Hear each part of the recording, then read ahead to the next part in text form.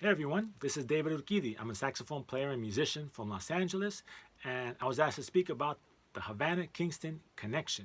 Now, I know something about this because I used to have a group called Yeska, which blended Cuban music with Jamaican ska and jazz, and it was later called Ska-Afro-Cuban jazz. So the first thing I think about when I think about the Havana-Kingston connection, I think about Africa and African music and African rhythms, because both Jamaican music and Cuban music have their roots in African music, because during the slave trade, when Africans were brought to each island, they brought their music and their rhythms with them, and these African rhythms were really instrumental in the development of the music on each island. So you can really hear this Havana-Kingston connection on a record from the Skylights called Celebration Time. Now, this is one of my favorite Skylight records. I even got it signed by a lot of the OG players back in the day, which was pretty cool for me. Now, on this record, they play a song called The Peanut Vendor. Now, The Peanut Vendor is a Cuban song, probably one of the most famous songs that came out of Cuba of all time. It's called El Manicero. Now, they recorded it on this record, so it's clear that the Jamaican musicians were listening to Cuban music. They recorded a lot of other Cuban songs, and they would just change the name and record them as ska tunes.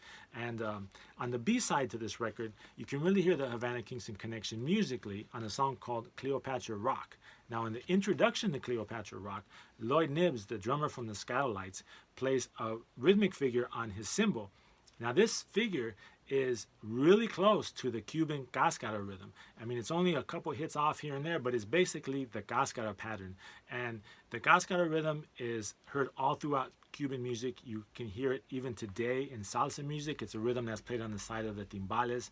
So behind Lloyd Knibbs' ride pattern, which is the cascara, you hear the piano and bass play a line together, and that line has a rhythmic figure that's based off of the tresillo rhythm, and that tresillo rhythm is the first part of the Cuban clave.